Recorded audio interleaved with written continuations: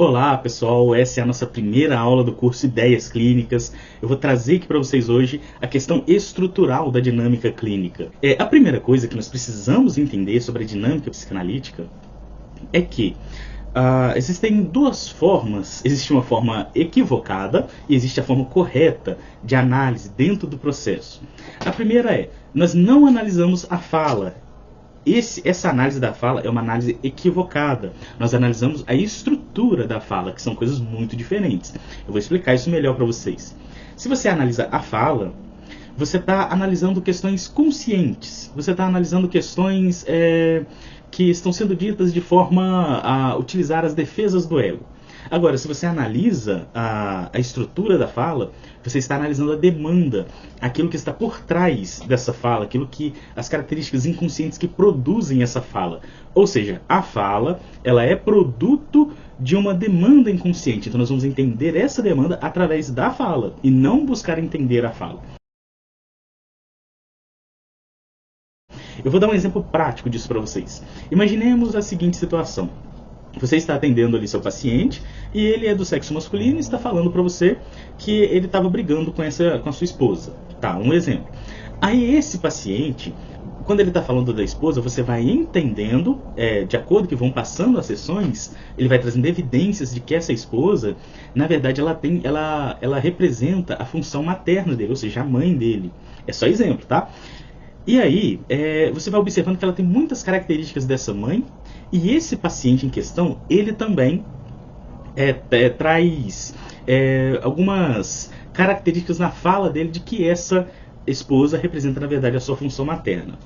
Então, observem que ele está falando da esposa, mas ele está falando de forma consciente da esposa, mas o que ele quer dizer é a função materna. E como ele briga, ele tem conflitos com a função materna, e ele transfere essa função materna para a esposa, consequentemente ele está brigando também com a esposa. Mas a esposa é uma representação psíquica da sua função materna que recebe essa transferência. Então vocês observem, se eu analiso a fala, eu estou analisando a esposa. Mas se eu analiso a estrutura da fala, eu estou analisando a demanda inconsciente. Então eu estou analisando o que a esposa representa.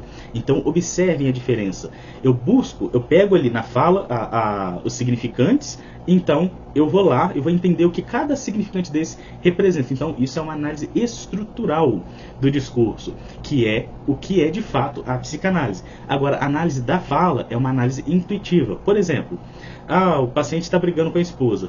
Por que você está brigando? Eu estou brigando por isso, por isso, por isso. E você acha que isso daqui está certo? Isso é análise da fala, que não é psicanálise. Agora, entender o que cada aspecto da fala representa e entender isso dentro de um contexto clínico, então isso é psicanálise. Isso é a análise estrutural do discurso, que é a proposta psicanalítica. Compreendemos isso? Então, vamos para o próximo passo. Isso que eu trouxe para vocês que agora é uma confusão, né? Muito comum que a gente vê dentro da prática clínica. Um outro detalhe, isso é detalhe, tá pessoal? Mas é importante que você saiba. O pessoal fica assim, como que eu faço para atender um paciente que tem ansiedade? Qual que é o manejo clínico para um paciente com depressão? Qual que é o manejo clínico para um paciente com dependência emocional? Isso depende, a resposta é sempre a mesma, né? Depende. Por quê? Quando o aluno ou o psicanalista ele vem me perguntar coisas assim, eu já entendi que ele não compreendeu a dinâmica clínica. Por quê? Não existe um manejo específico para a ansiedade, para a depressão, até porque a psicanálise nem compreende essas questões como psicopatologias, ela entende como produções subjetivas humanas. Então não existe um manejo clínico para cada coisa dessa específica. Existe uma estrutura, um setting de análise, que a gente vai pegar um paciente com depressão e vai trabalhar com ele dentro desse setting analítico. Mas isso não significa tirar as características do paciente ou podar, não, nada disso. Só significa que nós temos critérios técnicos dentro da psicanálise. Então, se você também fica buscando manejo para isso, manejo para aquilo, saiba que talvez você ainda não tenha entendido muito bem a dinâmica psicanalítica. Então, agora vamos passar para um ponto essencial. Vejam só, a teoria, ela é o que dá base para a prática, para a técnica. Então,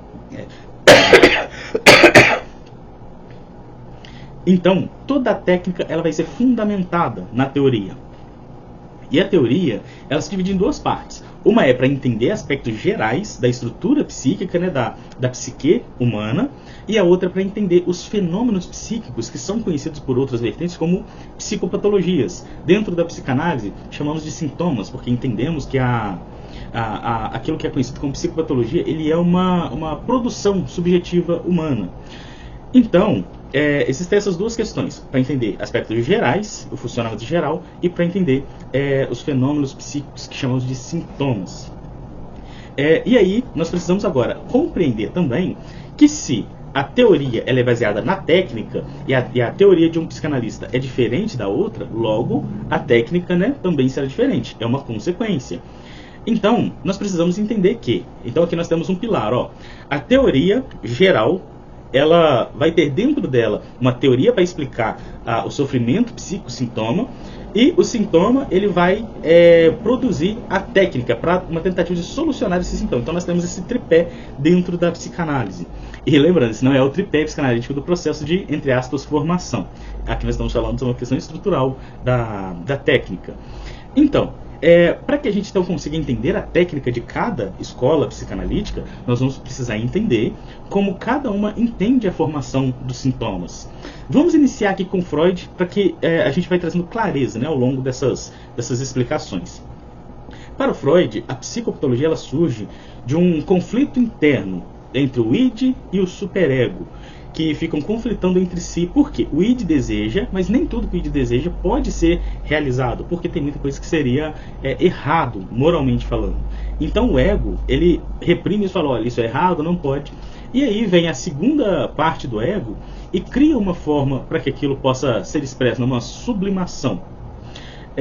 Só que nem sempre a sublimação ela vai ser bem sucedida. Vamos entender isso. O id deseja algo, o ego, ele quer reprimir isso, e aí o ego vem e sublima. Vamos dar um exemplo. Vamos colocar aqui um exemplo. Eu tenho um instinto agressivo, que é do id. Só que eu não posso sair por aí batendo nas pessoas, que é errado. Aí, isso aqui é o superego me falando, não pode bater porque é errado. Aí a minha segunda parte do ego, ela vai lá e cria uma forma sublimada. Então eu me torno um lutador, onde eu vou poder agredir as pessoas e sem que isso seja moralmente errado. Então satisfaço o desejo do id sem ser moralmente errado. Isso é a sublimação.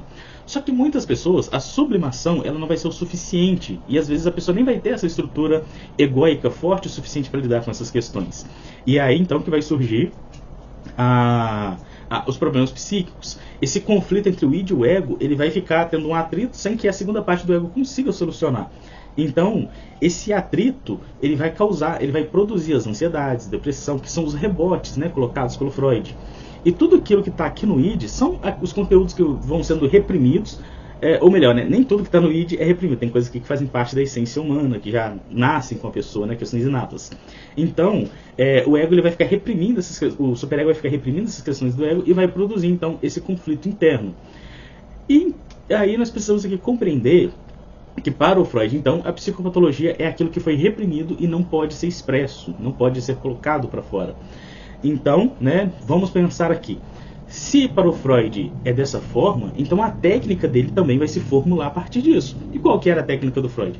Justamente a interpretação. Ele buscava evidências desse conteúdo reprimido e fazer uma interpretação para colocar isso para fora. Fazer com que o paciente desse nomes para que isso pudesse vir, através da palavra, ser expresso e cessar aquela produção sintomática. Então observem, a técnica ela é fundamentada na teoria. Já para o Lacan, o Lacan entendia que os significantes eles se juntavam e formavam uma representação desfuncional. E com isso, com essa representação desfuncional, o paciente iria apresentar os sintomas.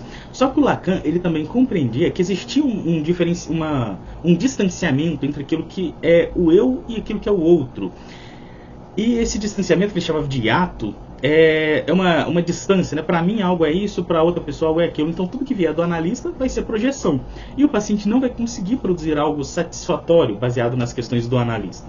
Então o Lacan ele propõe uma técnica de ele não vai falar para o paciente isso é aquilo, ele vai provocar o paciente para que o próprio paciente, a partir das suas questões, produza algo com aquilo. Então o Lacan, as intervenções dele, a técnica, era uma técnica provocativa. Por quê? Ele entendia que o sujeito só se desenvolve a partir do próprio sujeito, e o analista é apenas uma ferramenta nesse desenvolvimento. Agora, passando para o Winnicott. O Winnicott entendia que a psicopatologia ela se formava a partir da estagnação. A função materna, que era um ambiente, ela não dava as condições necessárias para que a criança pudesse se desenvolver. E essa criança ela se desenvolve a partir da função materna. Então,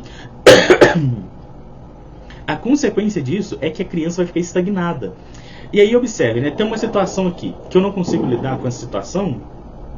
Vamos supor que eu não tenha como representar essa situação. Então vai ser uma situação estranha, eu não vou ter compreensão sobre ela, então isso vai me gerar ansiedade, angústia, medo. Então é daí que surgem as psicopatologias para o Winnicott. Então a técnica do Winnicott era o analista se posicionar como um ego auxiliar, né, como aquela função que a função materna exercia, para então que o paciente retorne o seu processo de desenvolvimento. Então o Winnicott vai ajudar o paciente a representar o mundo, vai ajudar o paciente a dar nomes, vai funcionar como um suporte que vai sustentar as adversidades do paciente. Então essa era a técnica do Winnicott. Já para o Bion, os elementos betas, quando eles não são organizados e quando eles não se transformam em elementos alfas, os elementos betas, então, eles não podem ser esquecidos, porque eles não foram associados. Exemplo, a criança passa por um trauma. E esses traumas, eles não são associados dentro da psique. A falta de associação entre os elementos betas vai fazer com que esse trauma não possa ser esquecido. E, consequentemente, né, ali vai se tornar um problema psicológico. Então, o Bion, ele entendia que a psicopatologia ela surgia por falta de uma organização dos elementos betas para se transformarem em elementos alfas. Então, pensando aqui, a partir disso, o Bion ele elabora a sua técnica que ele não fica muito focado nas sessões passadas. Por quê? Ele entende que o que passou já se organizou em elementos alfas. Então ele se colocava de uma posição onde ele ajudava o paciente a representar o mundo para que os elementos betas desse paciente se transformassem em elementos alfas. Mas o que já passou na sessão passada passou. Então o Bion ele sempre trabalhava como se aquela sessão fosse a primeira. Então aqui nós vimos a técnica desses psicanalistas. Então, retomando aqui, para a gente entender toda essa questão dinâmica, essa questão estrutural, base teórica geral, compreensão teórica sobre a formação da psicopatologia e a técnica vem depois como uma proposta para solucionar essa psicopatologia que em psicanálise nós chamamos de sintomas. Vamos à próxima aula.